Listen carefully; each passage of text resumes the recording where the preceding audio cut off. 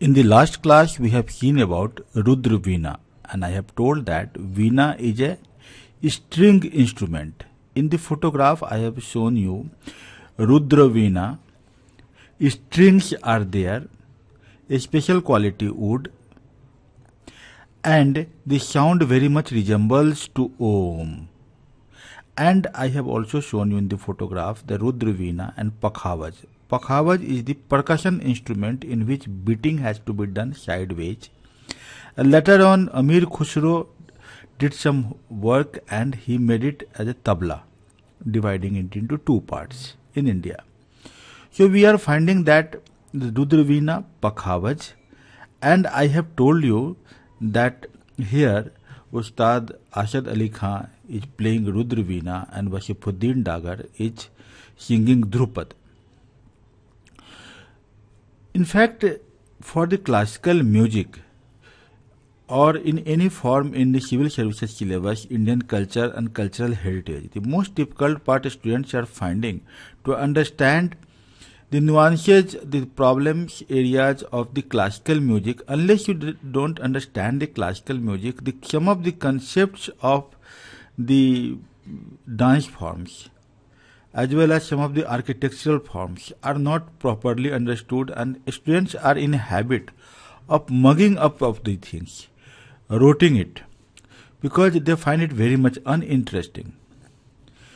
But in civil services, what they are doing, that they are asking questions from the concept. Like last year, question has been asked for the Tribhanga, the triple bent postures and the different dance forms. Natraj, how many hands? You find that unless you are not having the proper interest, then you will not understand. Sometimes it has been asked the different chakras in our body. So students usually take the granted that I am not going to attempt that question and I will simply guess it. And that happens usually.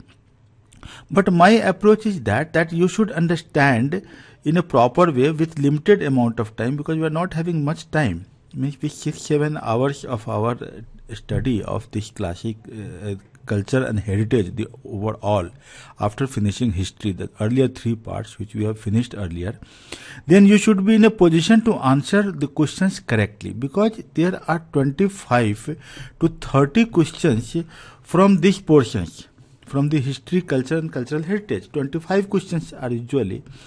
25 is just it is a 25% weightage for getting selection in the PT. But in mains examination, the chances are there of the 170 marks out of 1750. So this is only 10%. So here for qualifying in the PT, the history, culture and cultural heritage, if out of 25 questions you are in a position to answer 24 correctly, your chances of getting from the other 75, this one, is more. So our strategy that in Indian history and culture we should have at least 100% accuracy, and it has been done. The successful students have done it. In my time when I qualified civil services finally, I have found that most of the history students were getting through, because in the history out of 150 questions 35 were there and 35 they were making totally correct, almost not less than 30. So their chances of getting 75 questions correct or 100 questions correct was very easy. And with the optional subjects in history, that was the PT, it was very easy for them. Still it is the same here. So I am just giving you some statistical ideas. Second aspect, some of the students are writing listening music in the interview, that it is their hobby. They do ask questions related to the music sometimes. What is the difference between Hindustani music and classical music? Because somebody in the interview board is having very good idea about the music. He is singing also. He will tell you that what is the difference between alap, what is jhola, something like that. What is jhola? So in that conditions, you should understand some of the things. It will help you. And it will help you to understand our culture very well. In this class, my aspects will be that I will try to emphasize more on Dhrupad. Why I am telling that Dhrupad once in this class I will tell? Because if you understand one raga particularly, then I think with this one you can understand the others also, like what are khayal, what are tarana, this one. So you should understand at least once. From there you will have a lot of idea. Dhrupad, Dhruv Tara. You have heard the name Dhruv Tara, the North Pole star. It is the evening star, that star that never trembles, that never changes the direction. It is always constant. Dhrupad. Okay, it is the Dhruv is the from that which is constant, and Pada means poetry. Dhrupad is the name as does it sound. It makes luminous that nature of that which it is named. There is a famous Dagar brothers. The 7 brothers, they all are the famous singers. They are of Dagar brothers. The Ustad Jia Faruddin Dagar, he was telling that when I close my eyes and begin to sing, there is only darkness. Slowly light comes. Then the beginning of color. So there is a music which depends very little on the virtuosity. And in fact, it is the Dhrupad which is directly derived from the Samveda. It's the sound of Rudravina, as you have seen earlier, Rudravina, and the percussion of this one and the singing, these all gives a very much spiritual environment. The Dhrupad is the oldest existing form of Indian classical music. Its origin linked with the recitation of Samveda. Any music in Indian classical music, it told that it is derived from the Vedas, the rituals of the Vedas, the Richa. Richa word is there, no? Richa. Richa means the Vedic mantra has to be recited in a particular form, and there are the sound vibration should be very much in that way that the hymns can never be altered. So Dhrupad, that the science of singing is the Samveda, and it is the Dhrupad is directly from the Samveda. It is one of the original.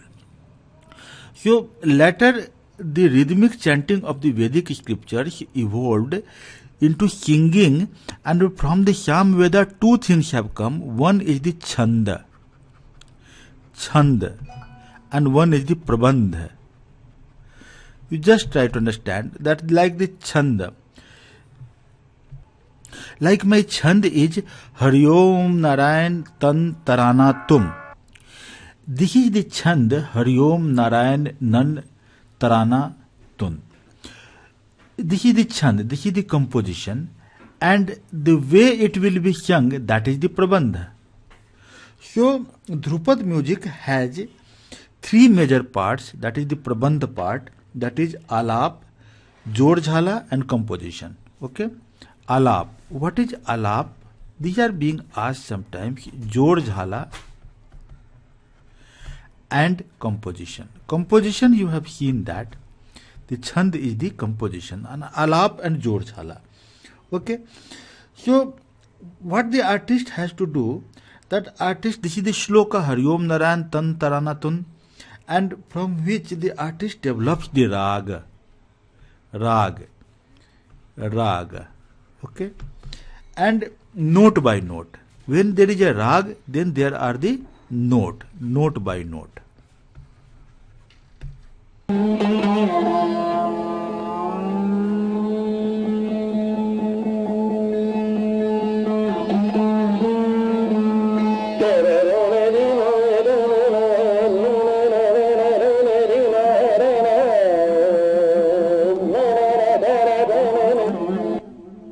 Here you must have seen the Alap and Jarjhola. Accompaniment was the Tanpura. Tanpura is also one of the string instrument which is here, that I have shown you, that is the Tanpura, and this is the Rudraveena. Okay, and Pakhavaj. Okay, so these 3 are the accompaniments, and Dhrupad are being sung. Note by note, and accompaniment is the Tanpura. The emphasis is on developing each note with purity and clarity. Alap entails the search for the most perfect pitch of every note. Please note it down. Just note it down this sentence that what is alap? Alap unfolds. Okay, alap entails the search for the most perfect pitch of every note. So it takes you into a world where only sound pattern remains. The alap unfolds. Firstly, they will start, that is their sthai, simply, note by note, with perfection. Then after a sthai, it is the antara, then abhog. These are the and sanchari. These are not required to be learnt, because unless you are not having music as your hobby or Hindustani classical music, these words need not to be explained. And after that, the jor and jhala. No? In jor, the raga develops into a steady beat, which is non-cyclical. Now I am telling the word non-cyclical. Just I will tell you what is cyclical and what is non-cyclical. It again unfolds the personality of the raga through the asthai, antara, abhog and sanchari. So jor jhala, again the same thing is there, but these four are the parts. So alap and jor jhala. Understand, it is non-cyclical, alap it is cyclical. And the accompaniment is pakhavaj. Pakhavaj is what? This is the pakhavaj. Pakhavaj is the percussion instrument beating sidewise this way, percussion instrument. Here the pakhavaj is usually set in tal. Tal means tabla, not tabla or pakhavaj. The tal is there. The tal are in different way. Like if there is a chautal means 12 beats per cycle. A student of physics can understand it very better way. That one cycle, how many beats are there? 12 beats. That is the chautal. That's why the tabla for C.V. Raman got Nobel Prize for this discovery only. That one cycle, 12 beats. That is tal. Shul tal. Shul tal means in one cycle, how many beats? 10 beats. Tibra tal, 7-beat cycle. 7-beat cycle. You see that tabla players are making very fast like that. The dhamar. Dhamar is the most important, that is having the 14-beat cycle. 14-beat cycle. Okay. So this is the main aspect, that in which way the cycles of the tablas are there. So here there are different aspects of going the cycles, where the no sound will coming on the tabla, where the to sound will be coming, whether te sound will be coming. There are a different, like in the tabla, this is there. The artist knows that at which place which sound will be coming. So this way the cycles. So from the civil services point of view, 2-3 things are important here. First thing is that what is alap, what is jor jhala, and what is chand, what is prabandha, and this regarding all these aspects, we see that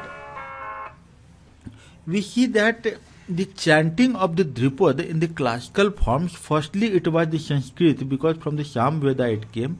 Later on, in the 12th to 16th century, the Brij Bhasha has come. The language of Dhrupad changes from the Sanskrit to Brij Bhasha. Akbar, I have told you that Tansen, Swami Haridas was having the disciple Tansen. They made it became the court. In the court it was being sung. Then there was the variations. If anything is there in the temple, then variations are less, because the rituals has to be given a constant feeling to the audience.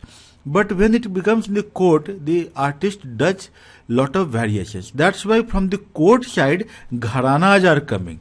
Okay?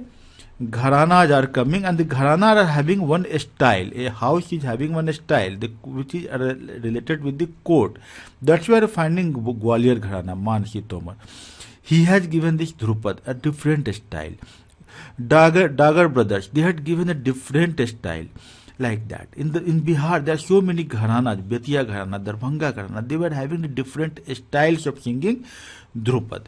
So I think that with this aspect of this classical music and clear, then you are having some better understanding in the next classes, which I will go very fast.